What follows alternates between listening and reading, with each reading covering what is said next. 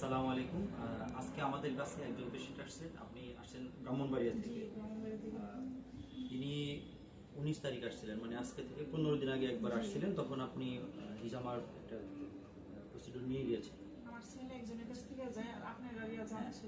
আচ্ছা, এখন আপনি যখন আসছিলেন তখন আপনার কি অবস্থা ছিল? আপনি কি কি সমস্যা ফিল করতেছিলেন? আমার সমস্যা ছিল 7 বছর যাবত ব্যথা। প্রতিদিন আমার 3000 পাওয়ারের ব্যথার ওষুধ চলতো। আচ্ছা, সেলাজিন যে 500, এটাও কাজ করে না। তখন আবার নাপাক্সিন খাইতাম দৈনিক 3-4টা খাই লইতাম ব্যথার কারণে। আচ্ছা, তখনও যদি কাজ না করছে তখনও আবার ওই যে ডোজ আছে না, ডোজও নিতাম আচ্ছা, ব্যথার কারণে। আর যদিও কাজ না করছে সারা রাত দূরের থাকছি ব্যথার কারণে, খুবই কষ্ট পেয়েছি। ছেলে মেয়ের আমারে সারা রাতই মালিশ করছে, পাড়াইছে, যাতাইছে, আস্তে আস্তে ঘুমাইছে। পরে আমার ছেলে আপনার সন্ধান পাওয়ার পরে এখানে আইলাম। আপনার এখান থেকে যাওয়ার পরে যেদিন গেছি আল্লাহর রহমতে যাইতে যাইতে আমি সুস্থ, আলহামদুলিল্লাহ।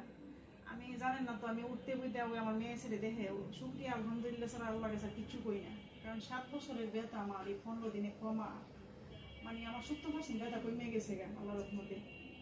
আলহামদুলিল্লাহ। আগে তো আপনি আলহামদুলিল্লাহ। ব্যথার ওষুধ খাইতে হইতো, তো আপনি ব্যথার বললাম ওষুধ না, খেয়ে তো ব্যথার আপনার ওষুধ ব্যথা খাইয়া কমতো না। মানে কমতো না, এটা কোনো কন্ট্রোল হইতো না। তারপরে এটা কোনো একটা উপকারে আসতো না। ওষুধ এখন খাইতে হইছে। এখন কি আপনি ব্যথার ওষুধ খাচ্ছেন? না না, আপনি এখন কোনো যাওয়ার ওষুধ? পথে কোনো ব্যথার ওষুধ চলে না। আছে। আজকে তো আপনি আবার দ্বিতীয় সেশন নিয়ে আসছেন। হুম।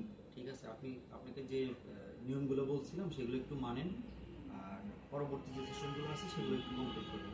ইনশাআল্লাহ আপনি ভালো থাকবেন। ঠিক আছে, ধন্যবাদ।